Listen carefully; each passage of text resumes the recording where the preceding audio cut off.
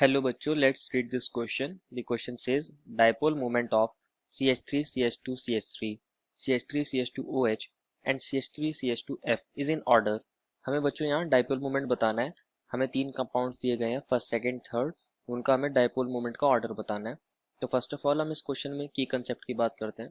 जो बच्चों हमारे पास डाइपोल मोमेंट होता है वो डायरेक्टली प्रोपोर्शनल होता है किसके? चार्ज के. तो हम ऐसा लिख सकते हैं dipole moment is directly proportional to charge.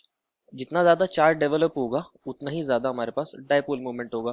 और जो चार्ज होता है वो डायरेक्टली प्रोपोर्शनल होता है to the electronegativity difference.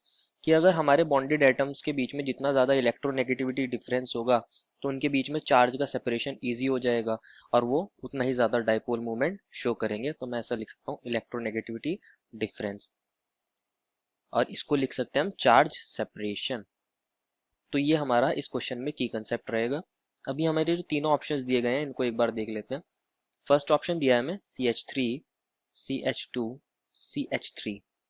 Second option के अंदर है हमारे पास CH3 CH2OH. And third option के अंदर है हमारे पास CH3 CH2F. एक चीज और इम्पोर्टेंट है कि जो हमारे पास डाइपोल मोमेंट का डायरेक्शन होता है वो क्या होता है? इलेक्ट्रो पॉजिटिव एटम से इलेक्ट्रो नेगेटिव एटम की डायरेक्शन में होता है, और ये एक वेक्टर क्वांटिटी होती है. अब तीनों ऑप्शंस को एक बार देखते हैं. ये हमारा फर्स्ट था, इसको हम सेकंड बोल रहे थे और इसको हम थर्ड बोल रहे थे. अगर आप ध्यान से देखोगे तो CH3 CH2 तो सभी के अंदर कॉमन है. ये वाला पार्ट सभी के अंदर कॉमन है. अगर हमें इनका डायपोल मोमेंट चेक करना है तो हम C और C बॉन्ड को चेक करेंगे. इसके अंदर इस वाले C और इस ऑक्सीजन को चेक करेंगे, एंड लास्ट वाले में इस वाले C और F को चेक करेंगे क्योंकि यही एक अनकॉमन पार्ट है. अगर आप देखोगे लास्ट वाले में तो हमारे पास फ्लोरीन क्या होती है? बहुत ज्यादा इलेक्ट्रोनेगेटिव. तो हमारे पास कार्बन पे चार्ज आएगा इलेक्ट्रोपॉजिटिव. इसी तरह ऑक्सीजन भी ज्यादा इलेक्ट्रोनेगेटिव होती है और यहाँ पे कार्बन इलेक्ट्रोपॉजिटिव होगा as compare to oxygen. But first case में हमारे पास दोनों ही कार्बन है, तो यहाँ पे इतना ज्यादा चार्ज का सेपरेशन नहीं होगा. अगर ये इसको पुल भी करेगा तो इतना ज्यादा यहाँ इलेक्ट्रोनेगेटिविटी डिफरेंस नहीं होगा. तो यहाँ ऑलमोस्ट नो इलेक्ट्रोनेगेटिविटी डिफरेंस है.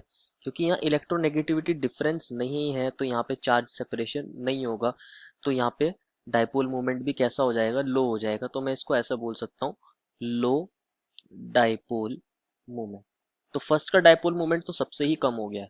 अब बात करते हैं सेकंड और थर्ड की. सेकंड एंड थर्ड के अंदर सेकंड में हमारा ऑक्सीजन पुल कर रहा है लाइक दिस, और थर्ड के अंदर हमारा फ्लोरीन पुल कर रहा है. तो ऑब्वियसली डाइपोल मोमेंट का डायरेक्शन तो ऐसे ही होगा. लेकिन अगर आप ध्यान से देखोगे जो हमारे पास फ्लोरीन होता है मोर इलेक्ट्रोनेगेटिव होता है किससे? Than oxygen. तो ज्यादा इलेक्ट्रोनेगेटिव होने की वजह से ये ज्यादा पुल करेगा तो चार्ज का सेपरेशन भी ज्यादा होगा. तो हम कह सकते हैं कि जो फ्लोरीन वाला केस है उसका डाइपोल मोमेंट क्या हो जाएगा? हाईएस्ट हो जाएगा. डाइपोल मोमेंट हाई हो जाएगा इसका, हाईएस्ट. और जो हमारा ऑक्सीजन वाला है उसका इससे थोड़ा कम रहेगा. तो हमारे पास ऑर्डर क्या आ जाएगा डाइपोल मोमेंट का?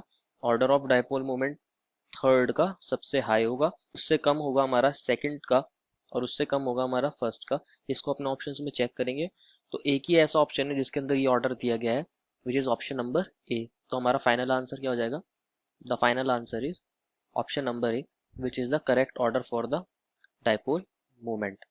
I hope you understood it well and best of luck.